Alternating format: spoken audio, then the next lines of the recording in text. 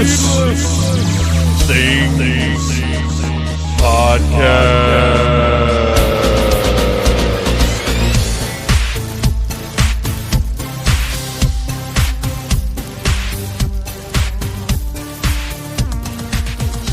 Hey, Phantomaniacs, welcome to the newest episode of the Needless Things Podcast, where we talk about toys, movies, music, and all manner of pop culture dorkery. I'm your host, Dave, and it's book day on the show. I say it's book day because today's episode I interview Julia and Eric Lewald about their book Previously on X-Men.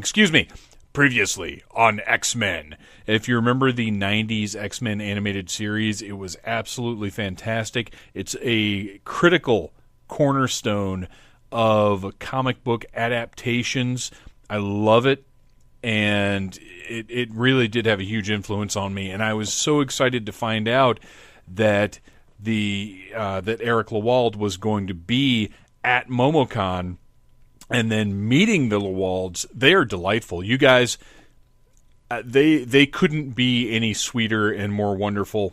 I absolutely love talking to them. You're going to love listening to them. This episode is great. This is, I'm proud of every single episode I do here, each and every Friday at needlessthingspodcast.com. But this episode is one of those that I have sort of an extra little bit of joy radiating around my heart, because it was just, one, the subject matter is something that's so important to me, but two, the Lewalds were just wonderful. And I hope I'm not mangling their last names as I say them. It's Lewald. So Lewald is what I'm going with, and I'm probably putting a little more exotic enunciation on it than maybe it should have, but sometimes that's what I do. So this episode is great. So hang in there through my intro where I'm plugging a couple of things. First of all, you need to go right now to xmentas.com. Hang on. You know what? I'm going to verify that that's correct, because I have it in my notes, and I'm just like, this doesn't seem right to me. Oh, look, I'm right. Look how good I am at remembering facts and putting things over.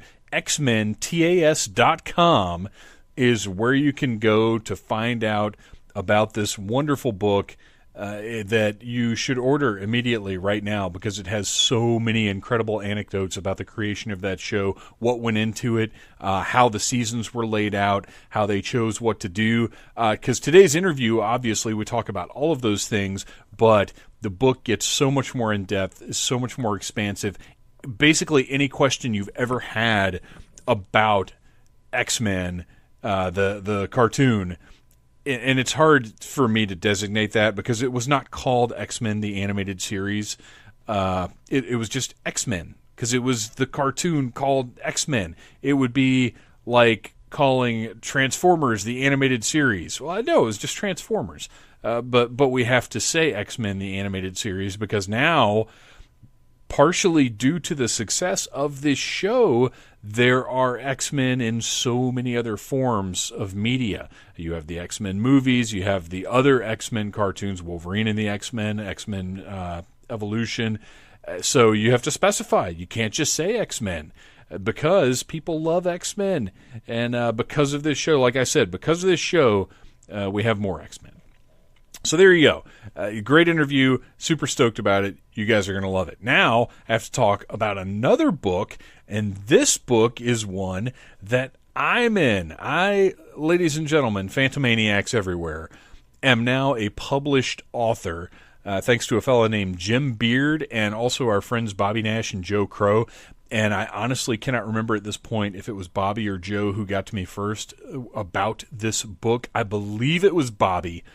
And I think Joe sent me a message after I had responded to Bobby and to Jim.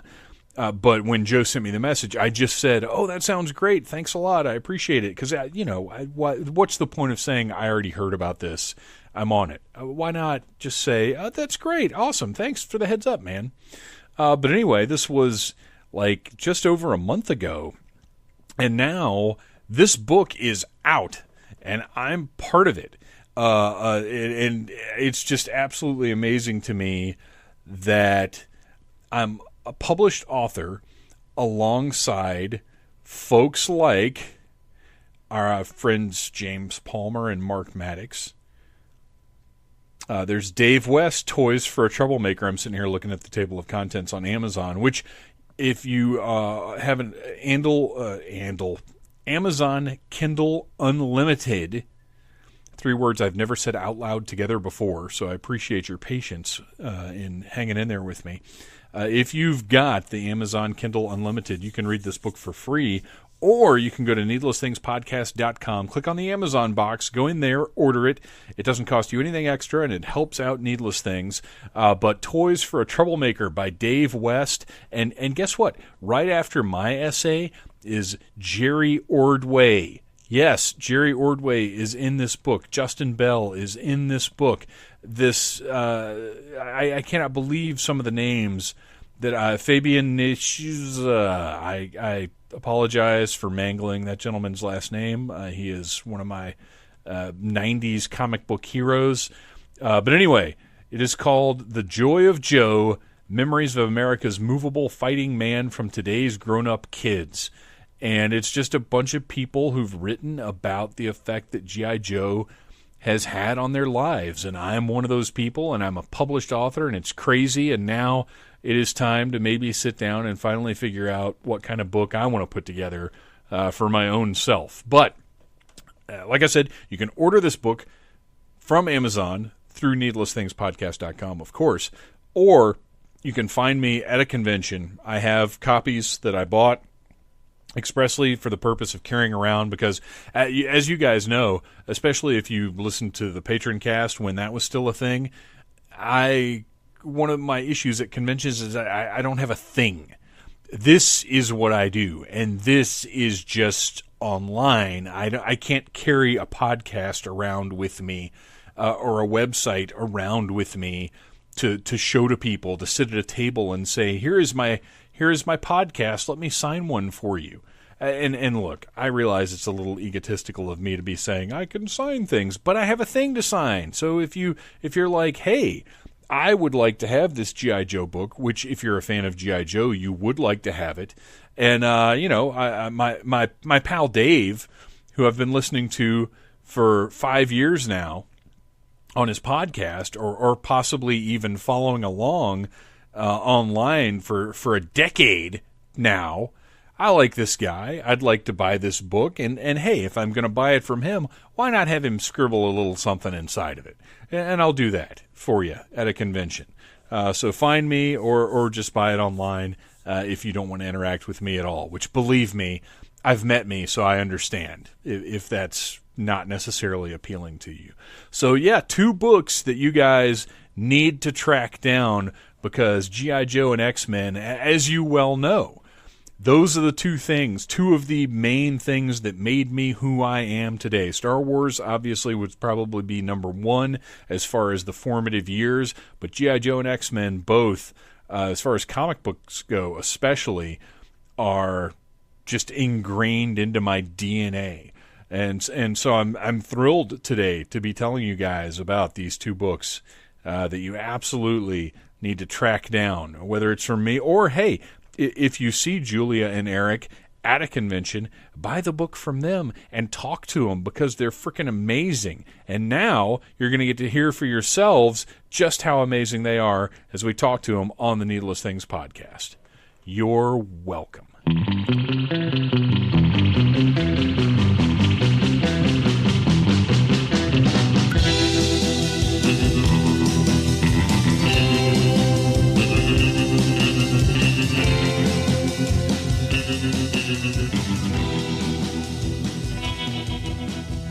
All right, Phantomaniacs, as you know, I was recently at MomoCon in Atlanta for the very first time, and I was very excited to be able to meet some people responsible for one of the big pop culture phenomenons of my life, certainly, and of the 90s, and that is Julia and Eric Lewald, who were part of the creative force behind the 90s X-Men animated series, which we'll get into the title designation of that show in just a minute here because I want to discuss that. But Julia and Eric, welcome to the Needless Things podcast. Well, thank you so much for having us on. And I think we got to cross paths. We were first-timers at MomoCon this year. Yeah, thanks, Dave. It's our first time there in Atlanta. Yeah, how did you guys end up there? Fair question. Yeah, well, we just as soon as we finished the book about the making of the series back in November, we started reaching out to various cons, and they were one of the first ones to write back and say, "We'd love to have you, and we'll set you up a couple panels and set you up a table and fly you out." So, and I was born in Atlanta, grew up in Tennessee, so it was a nice kind of homecoming for me. And I have three cousins there in Atlanta. It was just a nice fit, but because we were very excited to try and get news out about the book, but so many cons, as they need to, require things to sort of be submitted 6 months in advance. So we're kind of feeling our way through this, and this was, again, one of the ones we reached out to thinking Atlanta, and it looks like a great con. And we know it was more anime than animation, which is cool. I mean, we're seeing a lot more Japanese schoolgirls than we were seeing Batman or X-Men. But still, there were plenty of X-Men fans there, and it was great fun talking to them. Well, and it really was. It felt like a good fit for you guys because it's very much animation, video gaming. Like I feel like that X-Men cartoon fits into the culture really well there, and there wasn't so much different stuff because now so many of the pop culture conventions try to be so many different things. Right. That's true too. Yeah. They try to be New Hollywood and nothing. They originated as comic book or science fiction conventions, and they've really grown into a lot of the other more mainstream pop culture kind of taking over, and that it's nice to have more of the comic book animation focused people there at the con. Mm-hmm. Yeah, absolutely. It was. I think it was a great environment where nobody got lost in the shuffle amongst all of the stuff. Like it wasn't overwhelming to be there. Yeah. Well, you say. Yeah. Well, okay, yeah. I need to choose my words better because I was at 42 years old. I was extremely overwhelmed by things that I had no idea what they are. Yeah, same here. But it was a great con. It was nice, just a wonderful con. Nice people and a nice atmosphere. We've been to places like San Diego where it's not much larger building, but 3 times the people, and it's like the Tokyo subway or something. It's just it can get unpleasant. This place, they had it nicely laid out, and there were a lot of people there, but it never felt overcrowded, and it was a pleasant, and it was nicely laid out. Gamers in one corner. I mean, they had everything very, very simple and very straightforward. Mm-hmm. Well, and I felt that my big takeaway was I felt like the attendees were all just very happy and excited to be there, and there was none of the angst or bitterness or any of that kind of thing. There was such a good vibe in that place. I really dug it. Yeah, yes, absolutely. Agreed. So anyway, so you grew up on the X-Men show, huh? I did. I was in 92. I was in high school, and a lot of the animation that I loved growing up in the 80s was like G.I. Joe and Transformers, that kind of stuff. The big action, the Reagan action cartoons. Yeah. And by the 90s, there were things couldn't keep my attention like they did then because I was in high school. Other things were capturing my interest. I was reading actual comic books at that point, and just once you hit the high school college age, things change. You leave behind cartoons and wrestling and whatever for a couple years at least, until you return to them. But X-Men was something that my 2 big comic books that turned me into a comic collector were Larry Hama's G.I. Joe and Chris Claremont's Uncanny X-Men.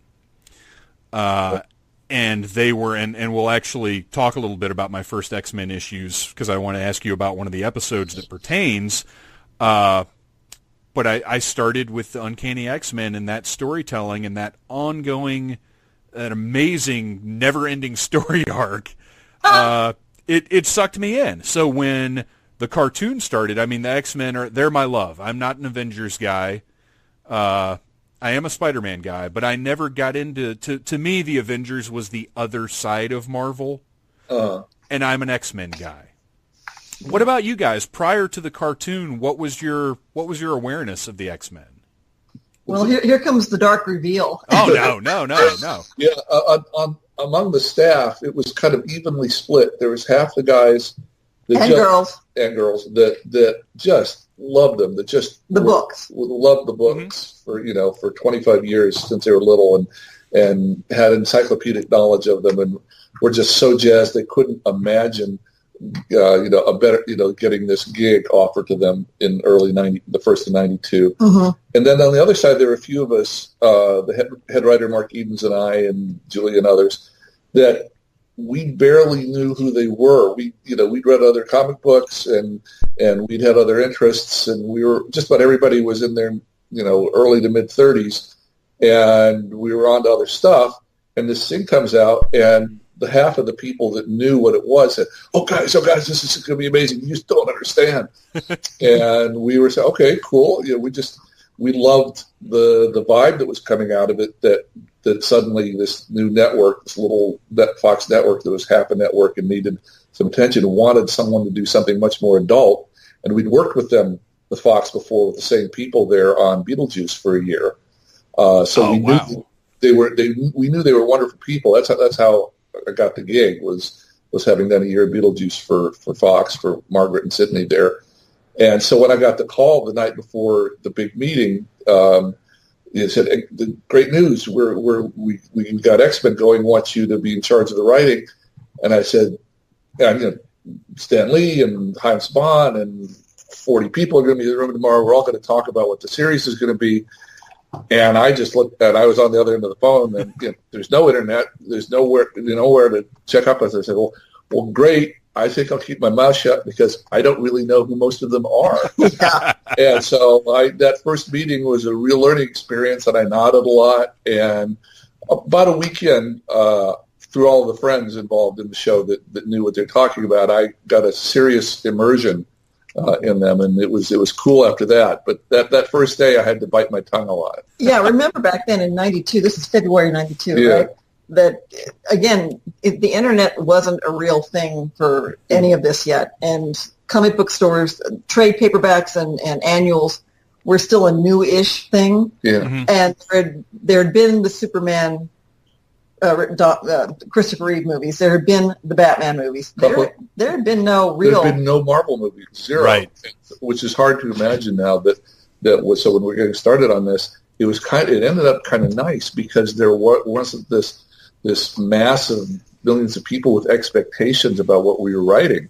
We just got to sit down and look over what had been written over the previous 25, 30 years and decide which little bits we liked. And they let us do that rather than having an agenda. So we didn't really get, creative intrusion from anybody, from Marvel, from Fox. They just wanted us to write the most intense stories we could within the bounds of the X-Men canon, within their world. So there were some writers that had a favorite issue or two that they were hoping to get adapted, but mostly the stories were just, what does this particular screenwriter think is the coolest Storm story they can think of, and we would just use bits and pieces. So it was a strange, interesting time, as Julie was saying. If we had a question about an old issue and we didn't have a copy and our friends didn't have a copy and the comic book store didn't have a copy, we'd call Marvel in New York City, 3,000 miles away, and sometimes they wouldn't have it, but if they had it, they would Xerox it and snail mail it. So like a week later, we'd get a bleary black and white copy of this just to find out exactly what happened in whatever episode we were curious about. But it took the thing that saved us was having producers and artists that knew the characters and books, and a thing called the Marvel Universe. There was a 1988 version of it that had every character, every power, every relation. The handbook. Yeah, then this massive. Yeah, they would come out in individual handbooks, but then they collect them as a big. Yes. A big hardbound. And the producer Larry Houston gave me a Xerox of that. So I'd think, well, what's an intense story for Beast? And I'd read up on Beast and all the people he'd interacted with over the years. and I come up with a story that was original, but then I'd go back and I'd populate it with bits and pieces, with people from the books, and if I could find it, actual incidents from episodes that would fit there. Other writers would pitch me stuff that was closer to the issues, but in my case, it was just starting with the characters and just coming up with the story, the best story I could. And it's very flattering, all these years later, for folks to really appreciate the show, and that we've heard more than one person that they feel it's the most effective adaptation of the X-Men stories. But the truth is, they weren't slavishly devoted to individual story arcs from the comic books, because those are basically two different muscles.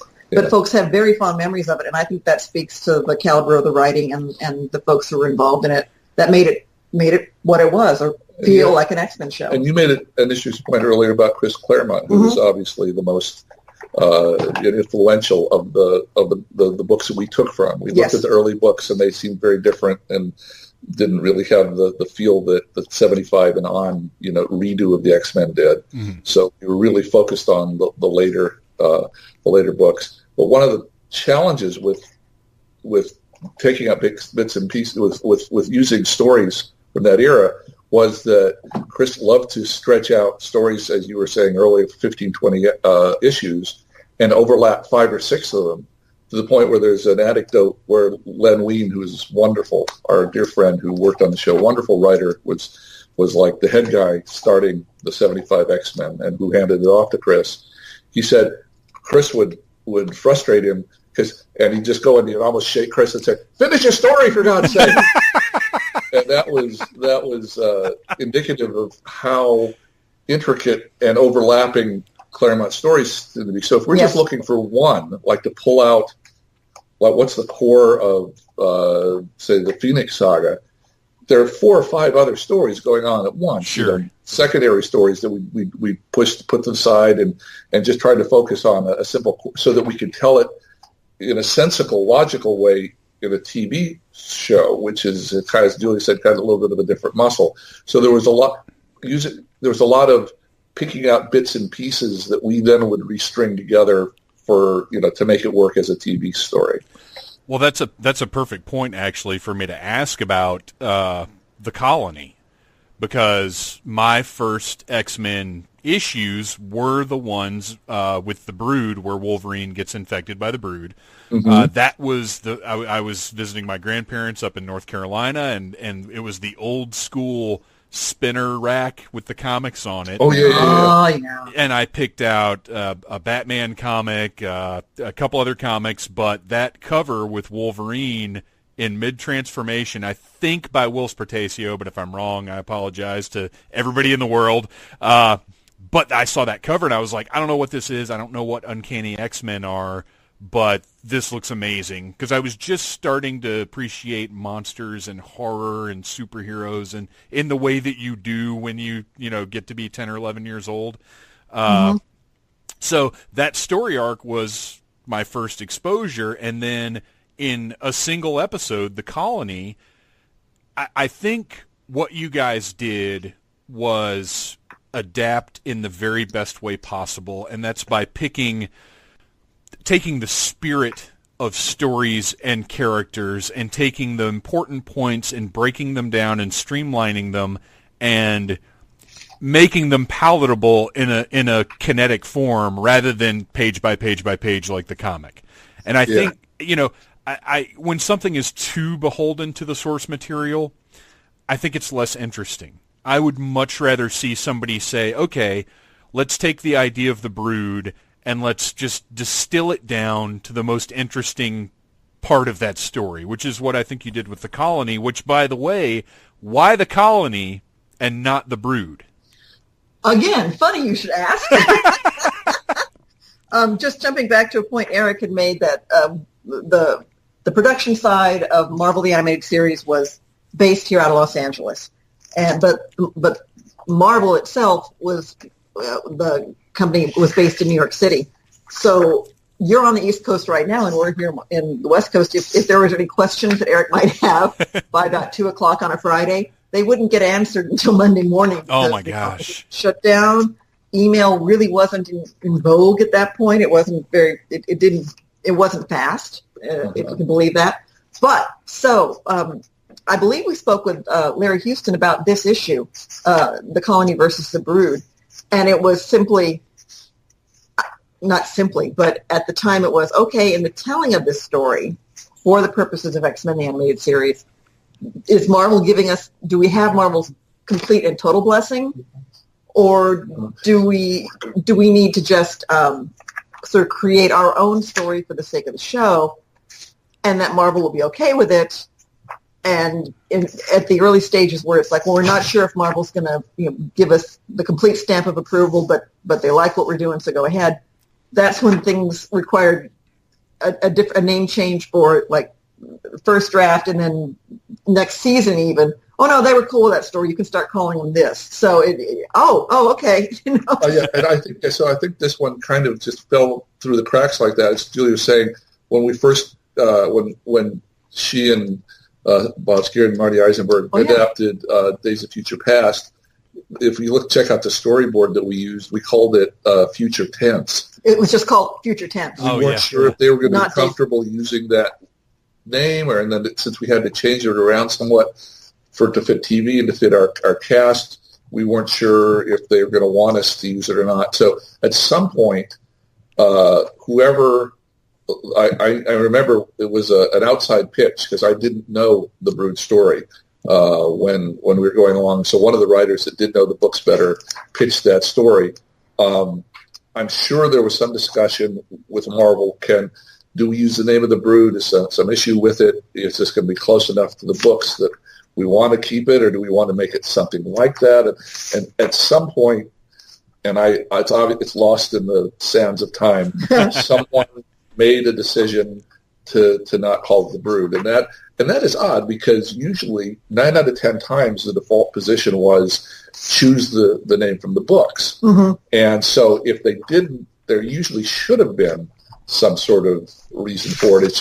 It's not one that comes to mind, or I think that Larry could remember.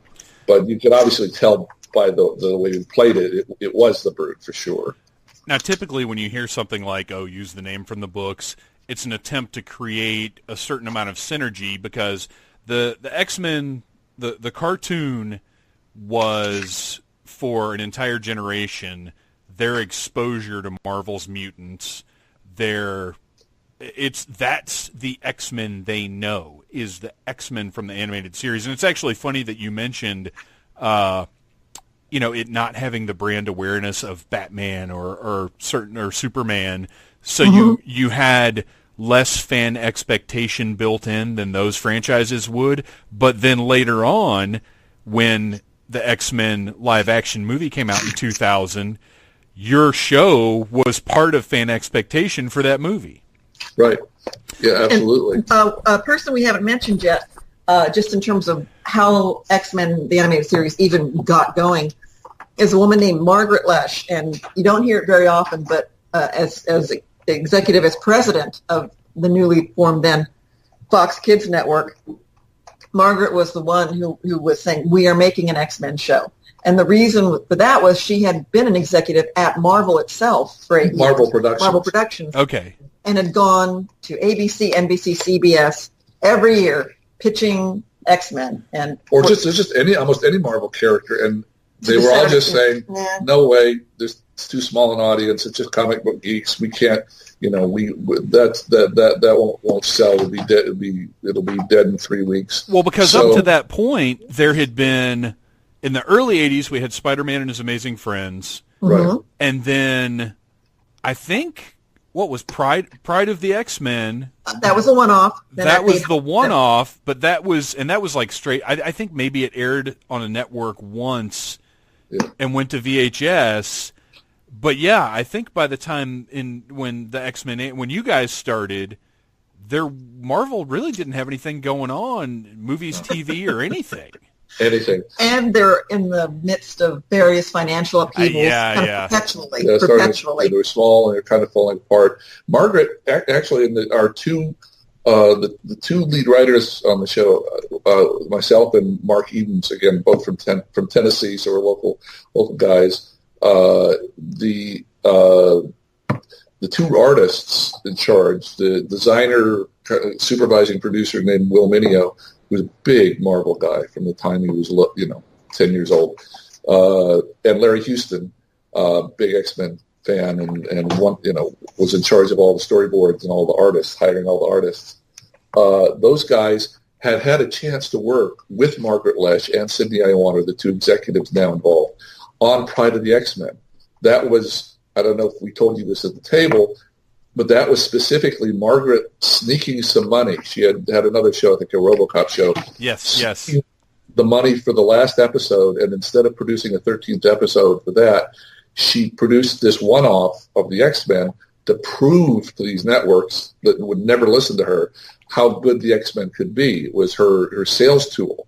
And unfortunately, they had good art, they had good animation, but they had like every 30 different Marvel executives in different divisions, or all sorts of cooks trying to decide what the story should be, who should be in it, and okay, we got 25 years worth of characters. How do we showcase all of them in 22 minutes? And so the story became a mishmash. Yeah. And as Sidney Iwanter pointed out, Kitty Pryde's a good character, but if you're trying to sell the X-Men as a concept, focusing on her as as the center of it, there were a number of things, but it was mostly they didn't have the best people there in creative control of the story.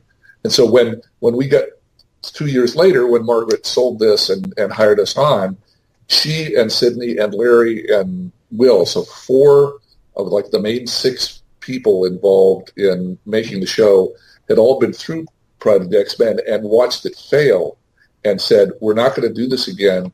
We're going to do the X-Men that we know, and we're going to do it right. And she actually, it was in the contract, Marvel couldn't.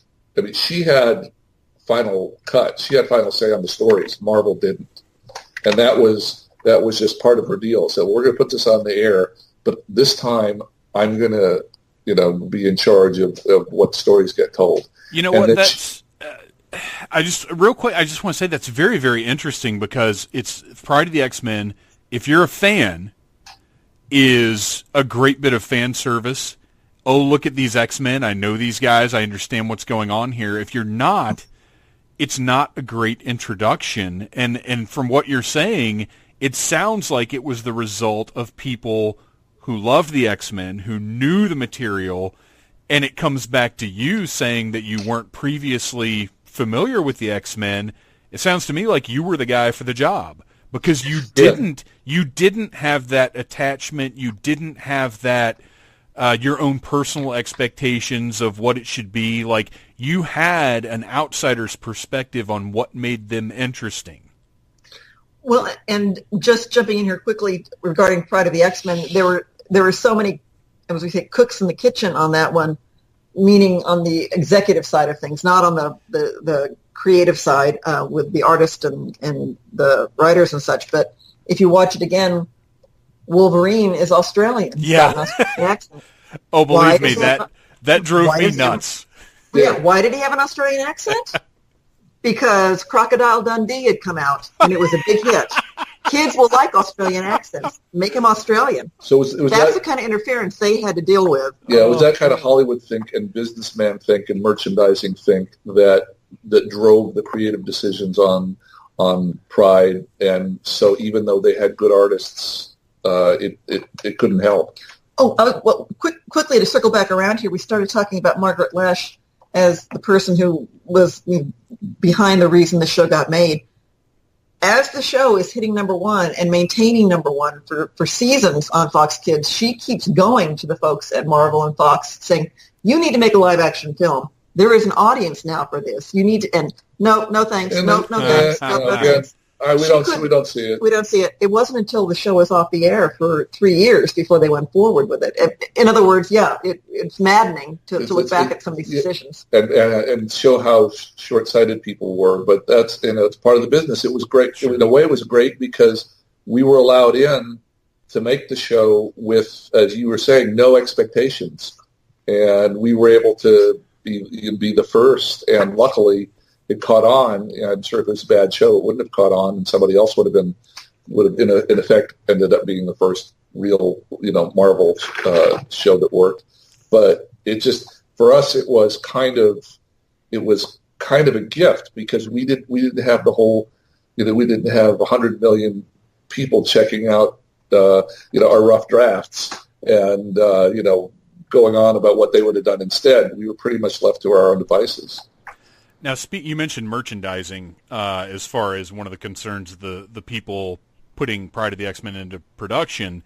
But Toy Biz had an X-Men toy line that started in 91 and was never directly tied into the show, but certainly, as a collector and as a fan of the show, I felt like I could see the influence of the show on the toy line.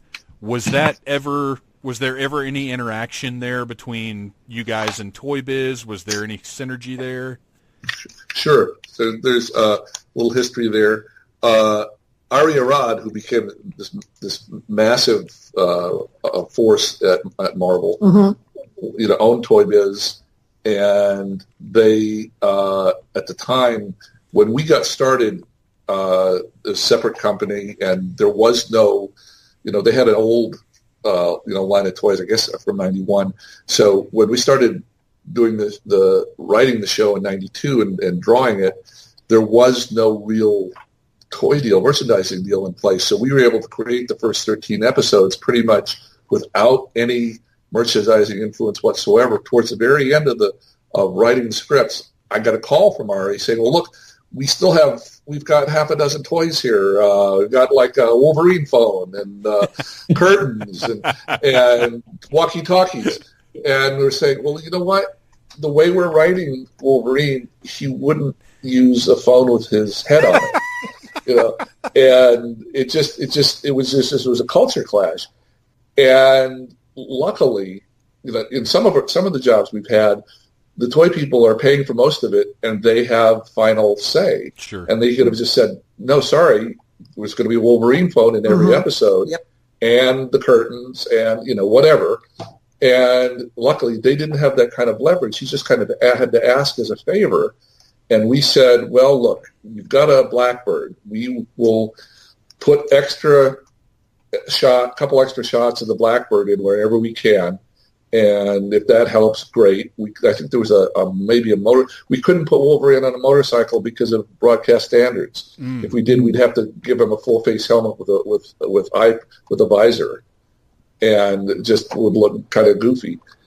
So that's why we gave him a Jeep. But there, those kind of questions went back and forth. So yes, Toy Biz would hoped to have been involved, and then they and Marvel, one bought the other, whatever. When they became the same company, they really exploded with toy merchandise from the show. But that was after the show was successful. Well, and it's funny because the line.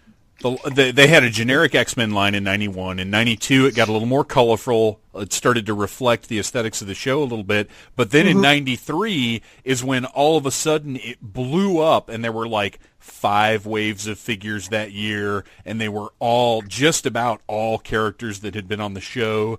And it's funny that, nowadays, well, for the past 20 or so years probably, the toy companies have had so much control over what makes it to the screen animation-wise, but at the time, with the arrangement you just described, the toy line was still massively successful without having that control over the show.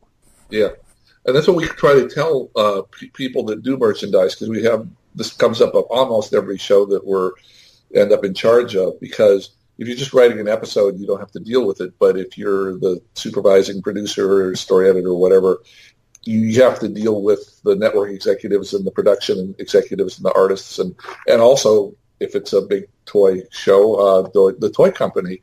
And what you want to tell them, and there in the book, there are 4 or 5 examples of this where the people that are doing the merchandising somehow have this idea that they know better how to tell stories or to make the show something exciting enough that their stuff will sell. Sure. And so we want to tell them is that we don't know how you get your 4 feet of space in Walmart, or we don't know how to make a really good advertisement, television ad or internet ad, whatever.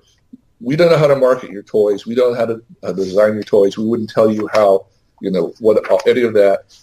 Just the same way, you don't know how to tell a story. Mm-hmm. And if you will just let us make the most amazing show we can, even if there are no, Wolverine towels in close-up, people will go buy your stuff because they love the show. It's not because they've seen the toy in the show.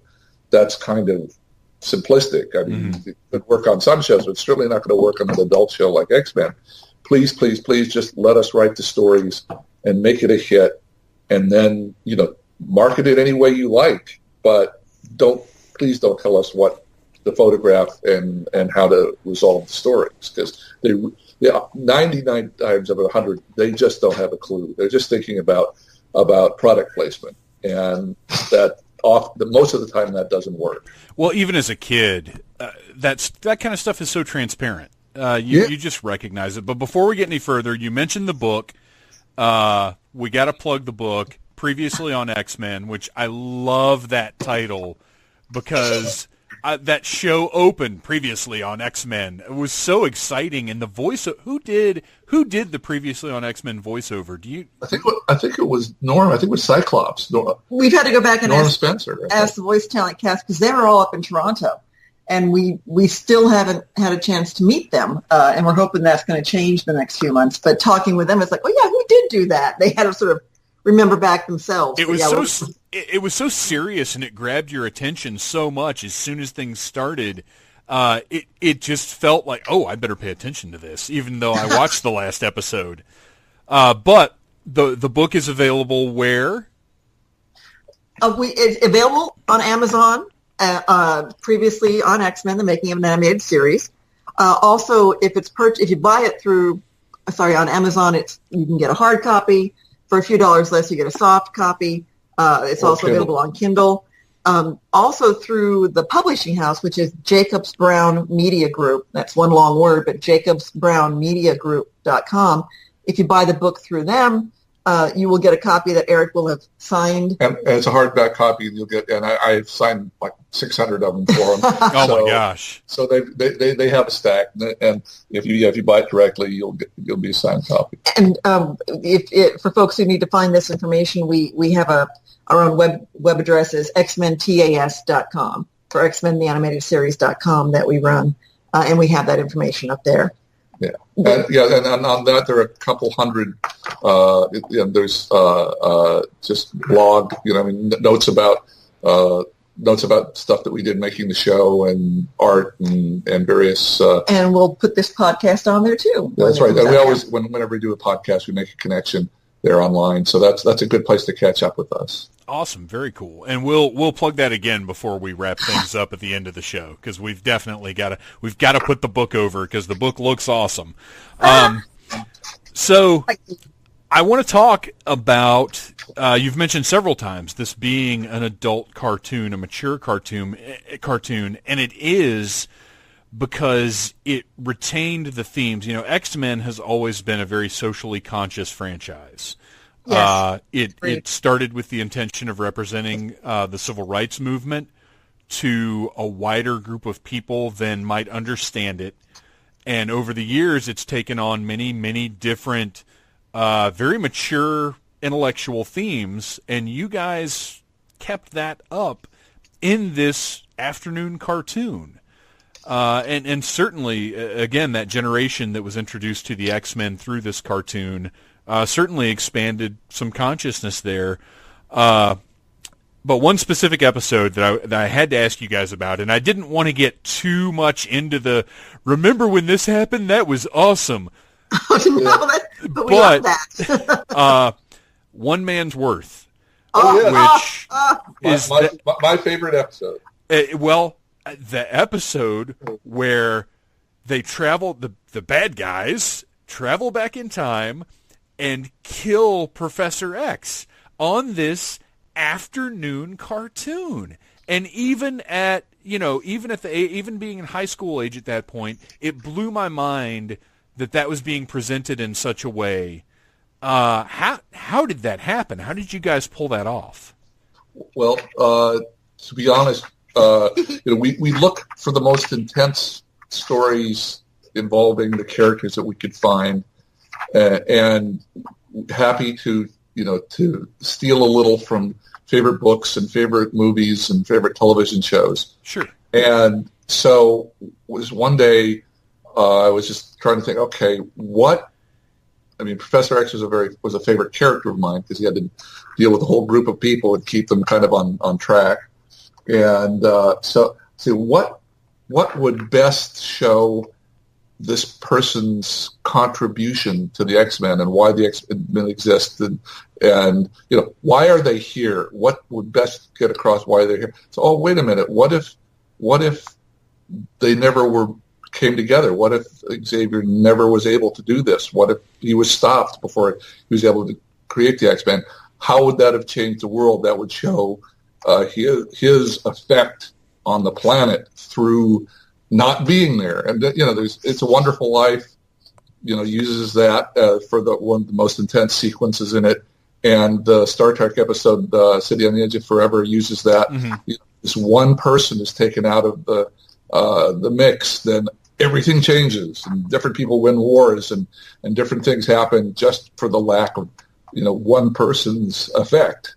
And so that was how the story came to mind. And then this is one of the few cases where the books loved that so much, Bob Harris at Marvel loved that so much, that they went a couple of years later and used it as a basis or as an inspiration for Age of Apocalypse. Mm-hmm.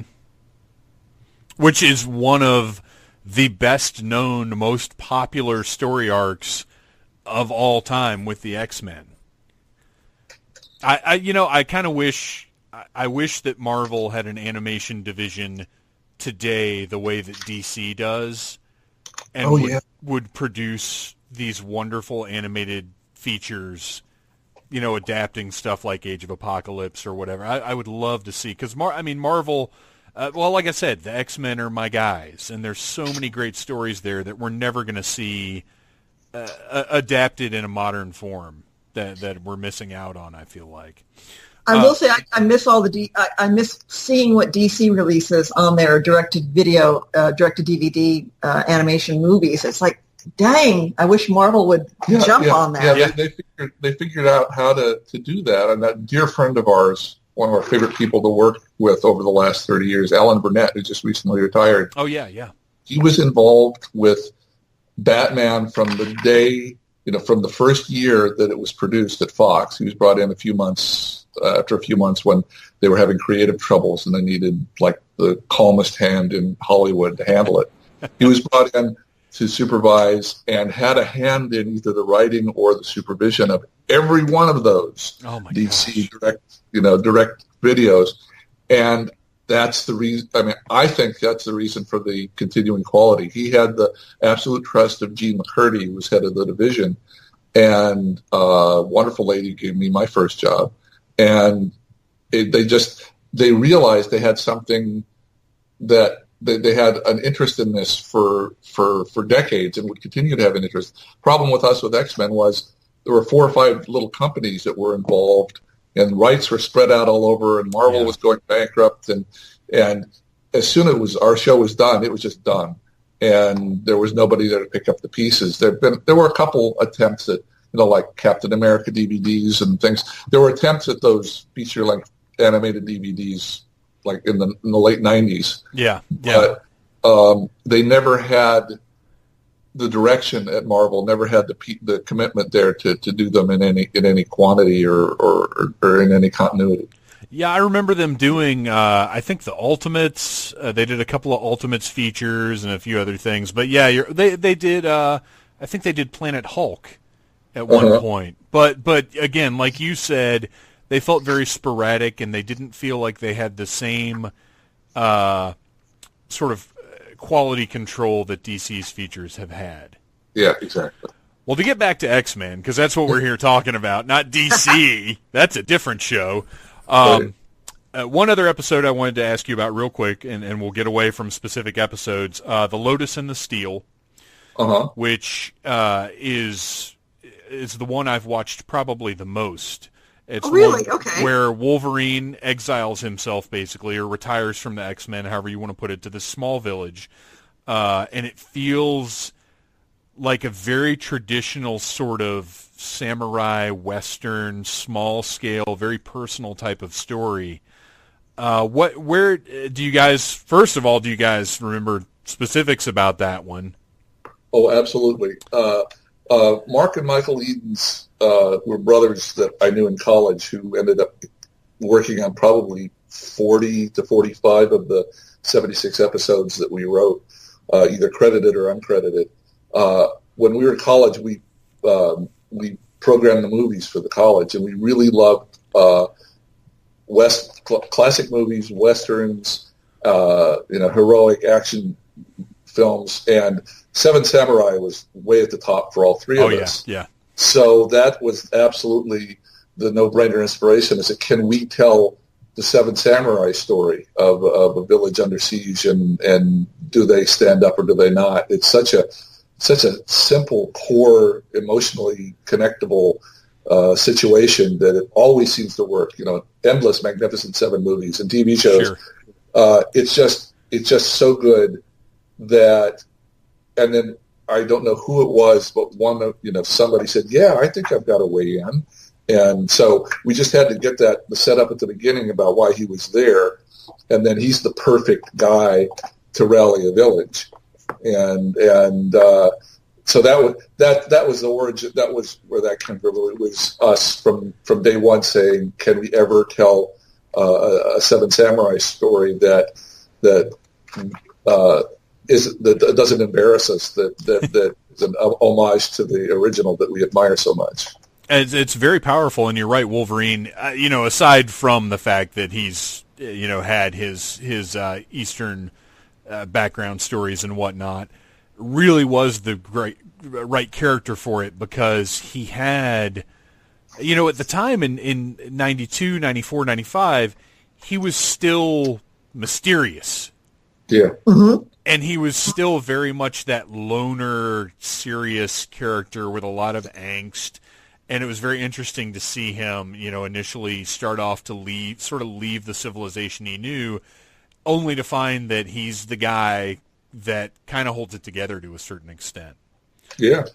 I got to jump back in. I'm jumping in here, but I just have to point out, when we were talking about One Man's Worth, which is one of my favorites as well, it hit me in like a stick to the brain when we see in the future that Wolverine and Storm are a couple. It's like, dang, because that's been that season 4 opener, and this has been 3 years with the X-Men up until this point. But seeing them together in the alternate crappy future, you go, oh my God, they'd be perfect together.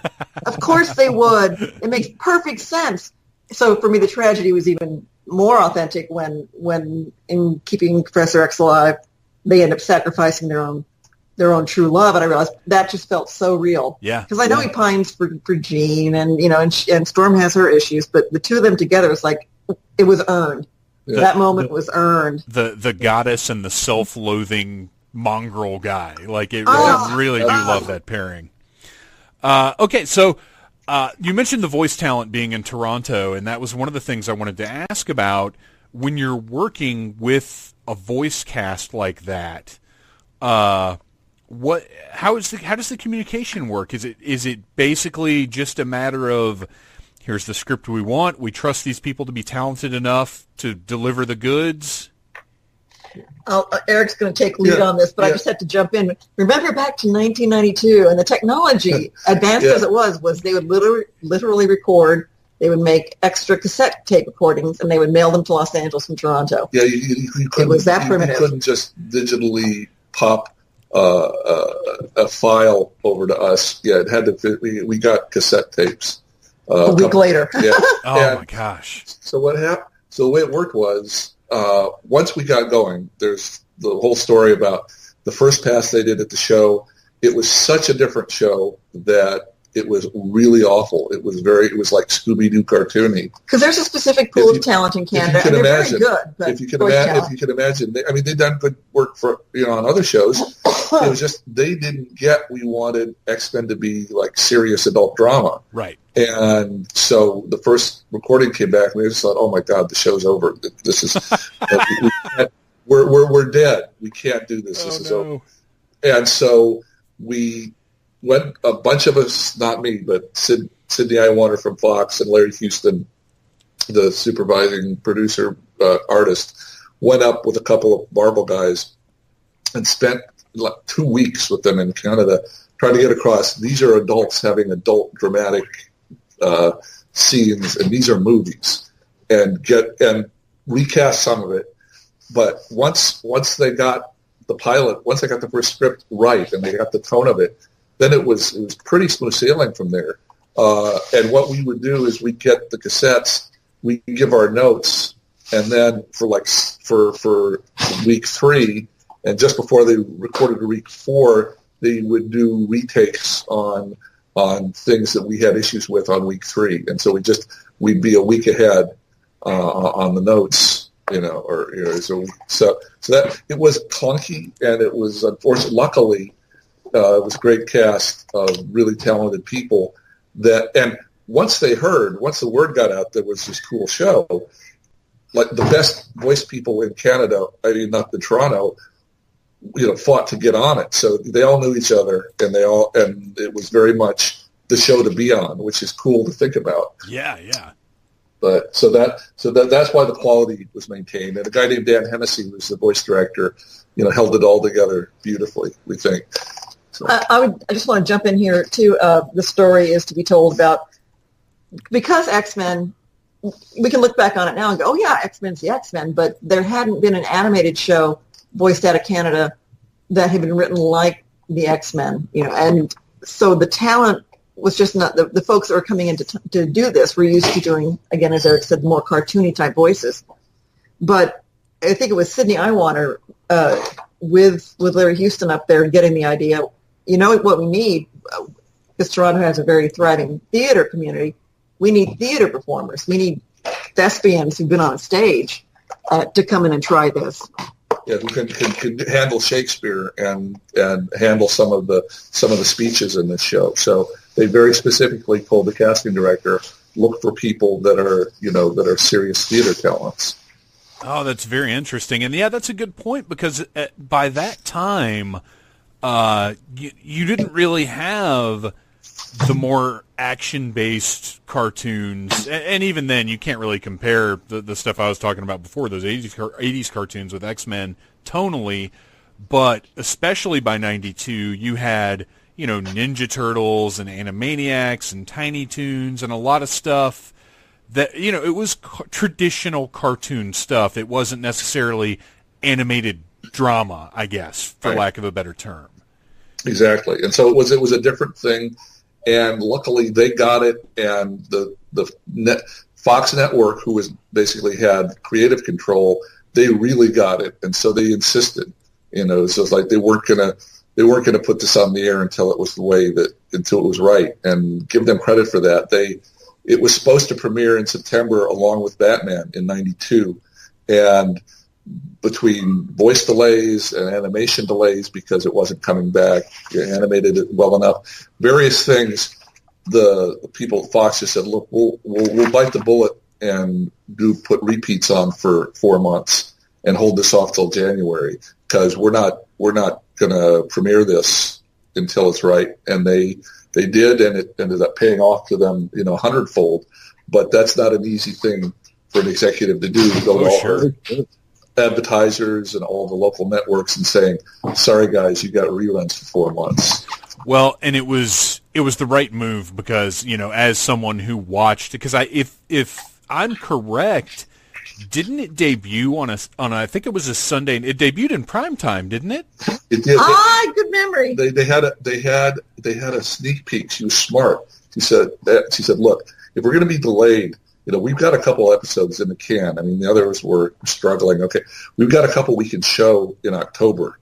Right, on Halloween, right? On Halloween, exactly. Yes. she went to their prime time and called in some favors and twisted some arms and got them to put it on at 7:00. Again, I'm going to jump in here. The Fox Kids Network, it was a completely separate entity from the Fox network. You would think they'd all be one big happy family, but they weren't. There are various divisions, and one doesn't have to listen to the other. And so primetime said, okay, 7:00 is kind of a slow time. It's Halloween. Nobody's going to be home. Nobody's going to be home anyway. Right. So they put it on, and people loved it, especially comic book people. And so the fact that it was then delayed till the 8th of January as far as the grand, the proper premiere, just whetted everybody's appetite. Yeah. And something happened in between there. They had this Fox Kids Club promotion magazine, and they asked fans, okay, I don't know when they asked this, maybe early in November. They asked what show or kids show over the last year was your favorite, and whoever gets the most votes will have a special screening on Thanksgiving. That's right. Kids schedule. Kids take over Fox. Kids take over Fox. So kids get to decide what half-hour episode to put on for this special showing at Thanksgiving. And X-Men kicked everybody's ass. It was more than ever, all the rest combined. Oh, so beautiful. There was a second. That was why there was a second little sneak preview before the proper premiere in January. But we got to give her credit, because that could have been a career ender right there too, with all the little affiliate stations and everyone who had bought into the idea. We're going to have a Batman X-Men action hour coming out this fall, and that's how we're going to move forward. But she managed to take real lemons and turn it into this kind of tsunami effect for folks that, no, look, advertisers and folks, you can sell it all the way through as coming on. It'll be the only brand new show in January that's coming out on any kids network. Then everyone else will be in reruns. This will be a brand new, fresh project. Yeah. So she said she would have had to postpone it anyway, and so she was stuck. But she flipped it and said, "Oh no, this is an opportunity, and let's run with it." And then it took the network from number 4 to number 1 in about 6 weeks. Oh, that's beautiful. I love that. It's because I was absolutely inspired watching that. I at the time you haven't seen anything like that, and to see that first 2-parter was just mind blowing. All right, before we get any further, I want to make sure you guys have time for one more little story session.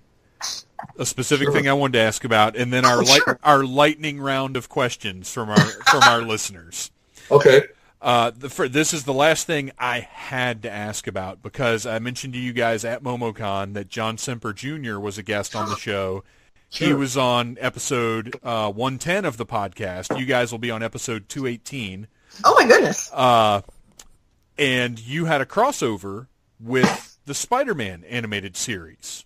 Right. How did that go down, and what were the difficulties involved? Because I would imagine scheduling had to be a challenge. Yeah, the biggest, there are a couple, 3 challenges. One is, at the time, Marvel had sold off various rights, and so every time you used the tiniest character from somewhere, the lawyers had to triple check whether it was permitted or not.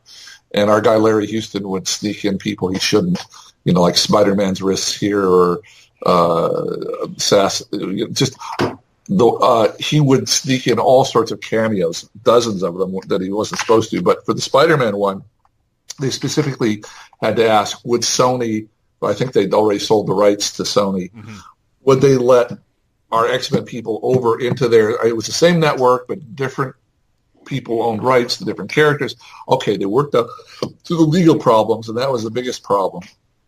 And then when they decided, because John just decided this would be a cool idea. He said, it's the shows are next to each other. They're both hits. People love them. The people will appreciate a crossover. So he pitched it. It took a while, but they got the okay. And then he called me and Michael Edens, one of the two Edens brothers who worked on so many shows. He just said, Eric, do you are like a writer who knows the characters? You guys know these characters backwards and forwards. You're 60 episodes in, whatever you are. Maybe we'd even finished. Would you come and help me, do the X-Men voices for the episode? So we said, sure. And we went in, and And we were part of that we made time to be part of their production schedule, and they kind of did their productions in the normal way, and we sat in as the X-Men dialogue character people, and just gave notes on the script and came up with the dialogue for the X-Men characters. But that was kind of it was a learning experience for us too. At first it was fun, and John's an old friend now, but we realized that when we did X-Men, we had all these people pretty much on the same page and wanting the same show. And even though it was hard work, it was very satisfying work. And once we got going, we were all pulling with the same oar, so to speak.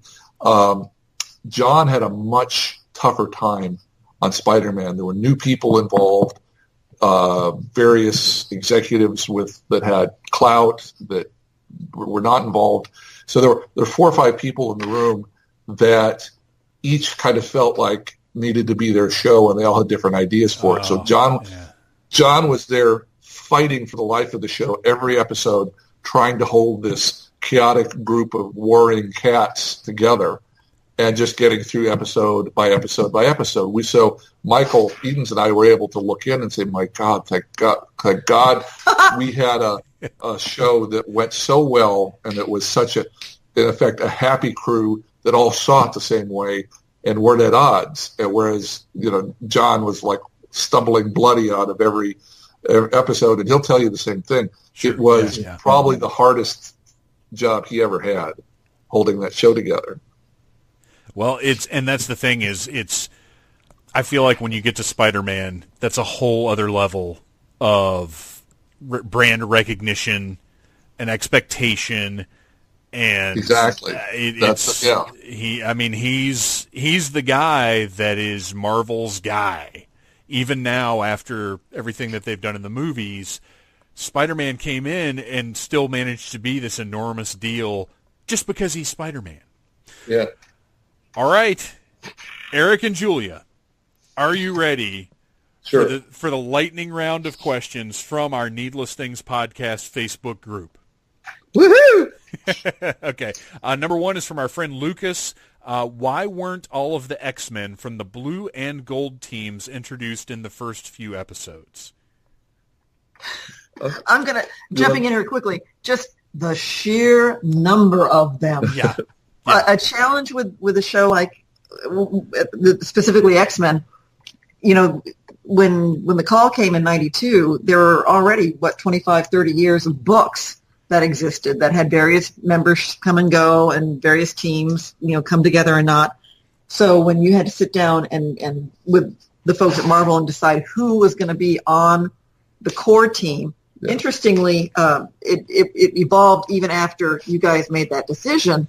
But it was specifically, you gotta nail it down. You gotta narrow it, because as you can tell, watching some of these shows, it's hard to tell a 22-minute story that's interesting and involved and has some twists and has character moments with more than 4 or 5 people. And it's certainly pretty hard to have a dozen people in a scene and service everybody so they're not all just sitting around not doing something. It's easier for Batman or Spider-Man because you're starting out with a single person and you're adding villains or you're adding complications, and so it's not an issue. But you start with 8 or 9 X-Men, it's really hard. If we'd started out with even more, 30. 30, yeah. So it just it becomes ungainly if you kind of try to. I guess if you did a data analysis and look through the years, there were episodes where we would just have 3 or 4 people show up and narrow it to that. Or if we showed all 9 people, we'd have something going on with 3 of them, something going on somewhere else with 3 of them, something going on third place with 3 of them, and go back and forth. So we didn't have to lug this football team of characters around and try to make sense of why they were all there. So to answer his question, everybody, we talked at the beginning with Marvel about keeping the team small, and they did. But there were a couple of characters that kind of insinuated themselves into it that we just couldn't help it writing, and Beast was one of them. He wasn't supposed to be a main character. That's why we put him in jail the first season at the start, because we thought we'd see him in episode 1 or 2, and then we wouldn't see him for 9 or 10 episodes, and we'd focus on the main group. But we all liked writing him so much that he kind of pushed himself into becoming a main character. And so there were a couple of things like that happened just out of, a character being strong enough for the writers needing to use him to make sense out of the show. But we would have probably chosen fewer.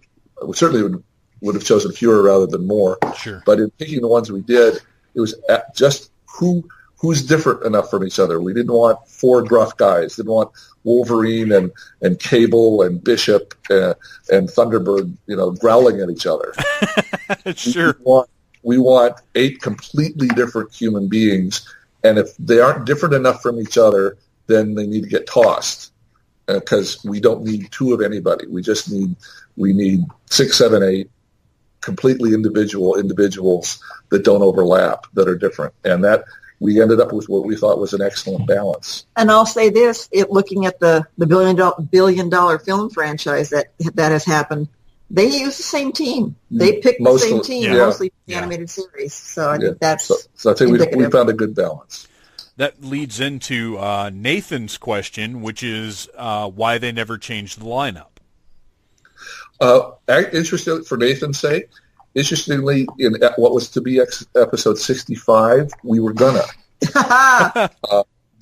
Dark secrets here. Dark secrets. We were going to end the series after 65 episodes, and the executive said, let's go out with a huge bang and do a 4-parter where the universe is at stake, and it's Beyond Good and Evil was the name of it, for 4 episodes. That's right, 4 episodes, yeah. And what we plan to do to have the show go out on the big bang is by the end of those 4 episodes, the end of 88 minutes, 5 of the X-Men would leave and 4 new people would join as the X-Men, and our farewell to the team was, look, there's a brand new team in place. Somebody else, make a series with them. Yeah. And what happened was we'd written the whole script and set up for, I think it was Psylocke, Bishop, Shard, and Archangel to join the team, and for Storm, Jean and Scott, Jubilee, and Xavier all to leave.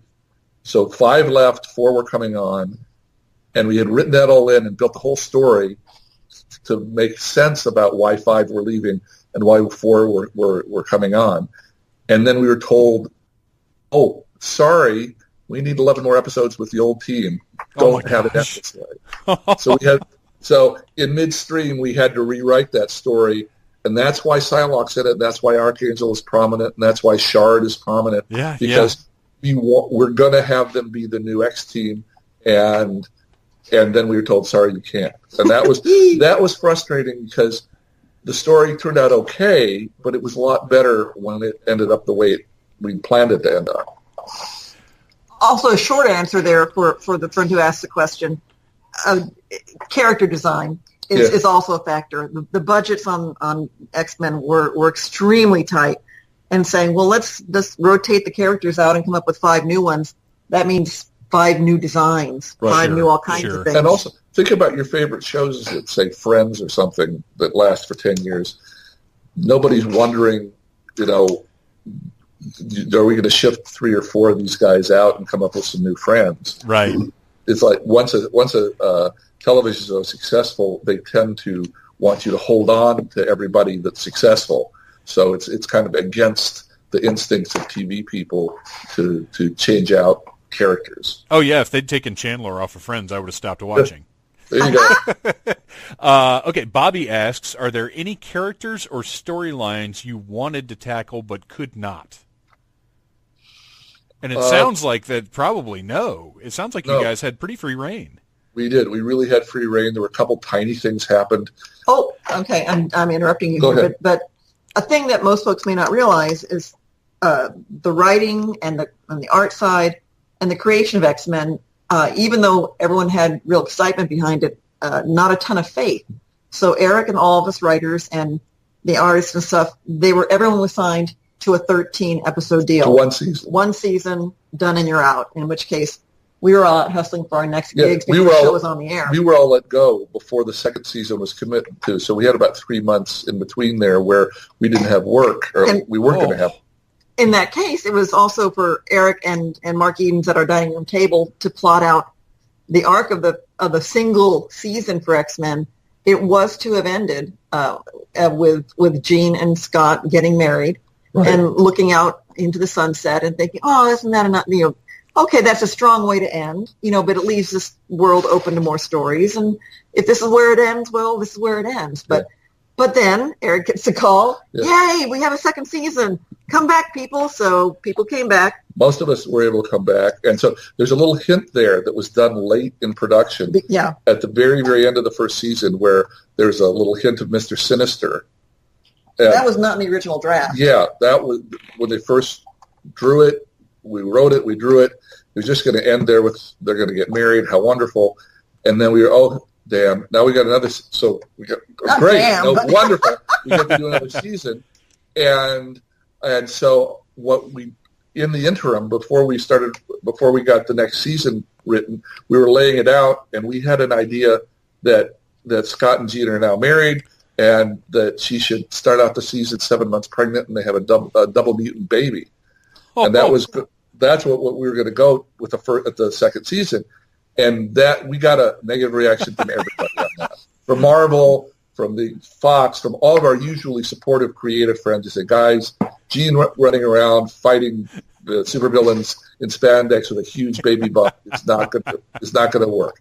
So that's why Sinister was there as the person that undid their wedding. Oh, sure. Then they never had a baby, and that was all retrofitted. Oh, wow.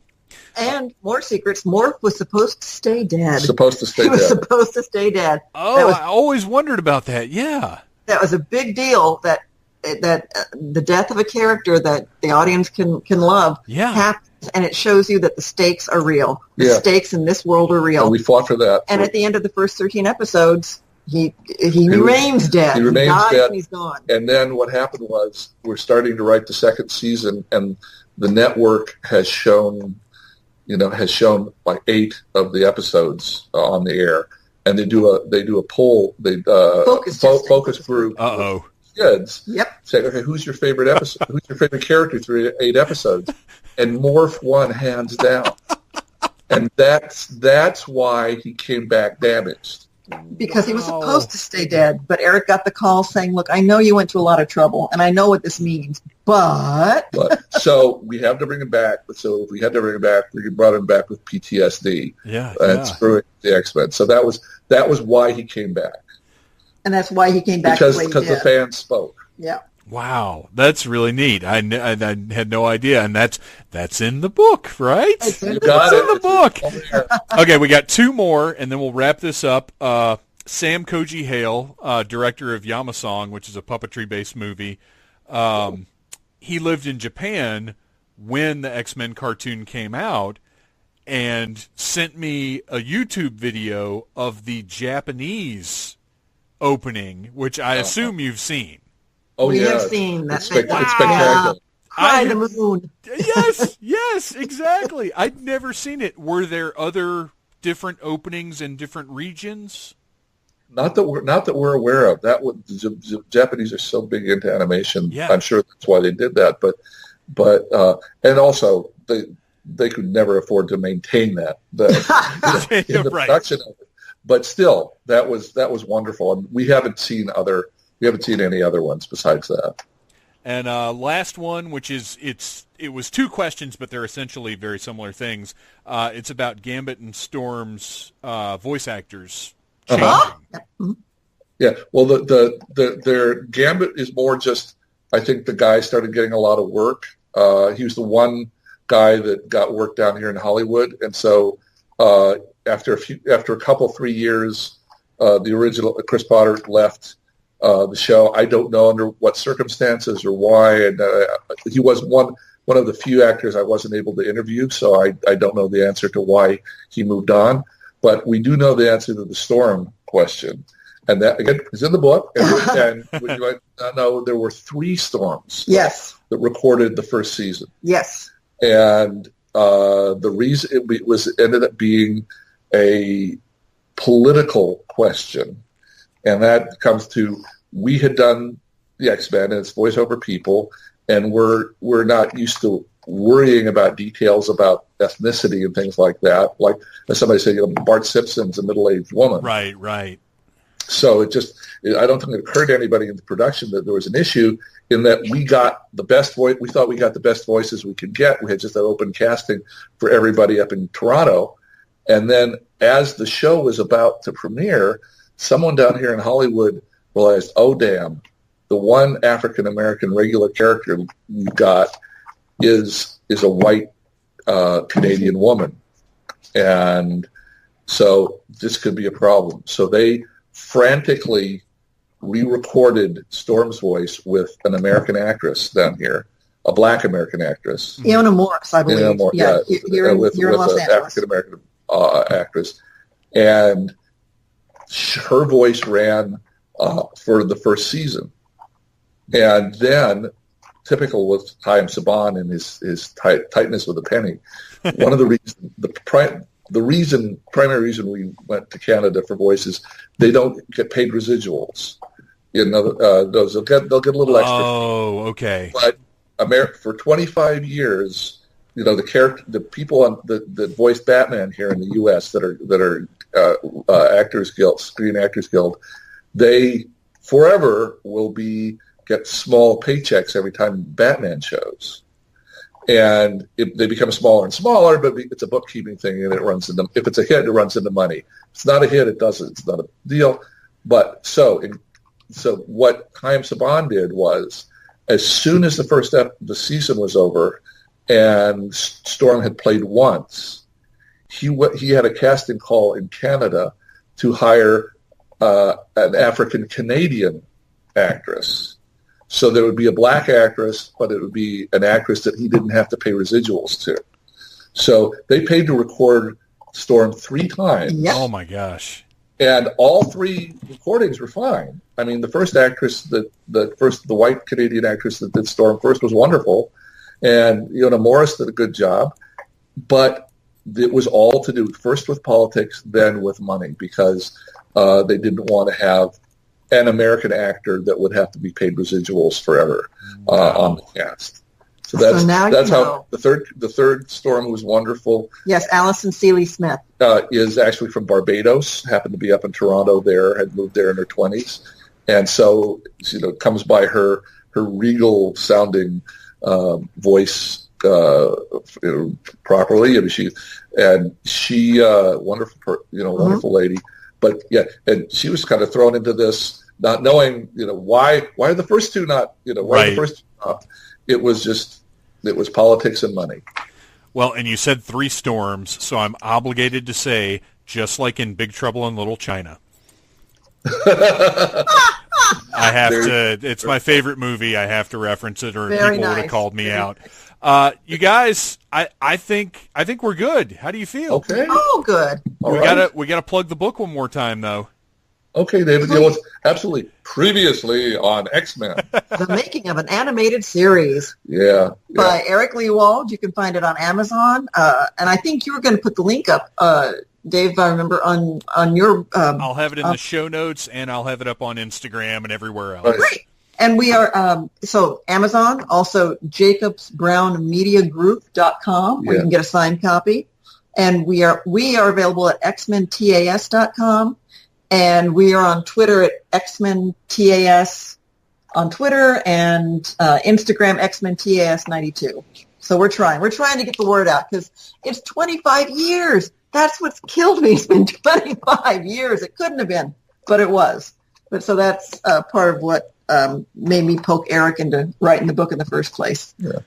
Well, Eric and Julia, thank you so much for taking time to come on the show. I really have enjoyed talking to you guys, and I would love to have you back on when you publish Previously on Exo Squad.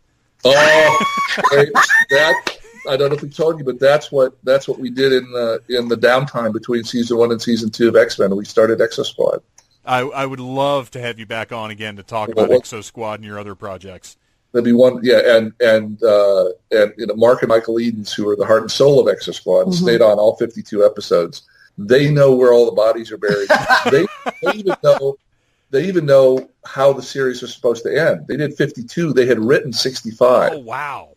Deep dive. The last 13, Mark had laid out the last 13 about how it was all going to resolve, and then Universal, for some reason, decided not to produce the last 13. So, but we'll say no more. Yeah, he's got all the dirt. He knows where it was going. We'll save that for the Exo Squad cast. Perfect. You got it. Thank you guys so much. I really appreciate it. Okay. Thank you. What a couple of absolutely delightful people. I don't know why, but it's always amazing to me when creative folks that had a hand in something that I love are just absolutely down to earth and pleasant and wonderful. But I had a great time talking to them. I hope you guys had a great time listening. As always, if you enjoy the music on the show, then you need to go to lesexoflex.com and mysterymenofsurf.com, and you can check out all the music there. Go to needlessthingspodcast.com. Click on that big Amazon box. Buy the books that I mentioned at the beginning of the show, The Joy of Joe, and previously on X-Men. And buy yourself a couple of great books. I don't know. What else have I got? What else is going on? Needless Summer will continue with next month's Needless Things podcast, Needless Commentary.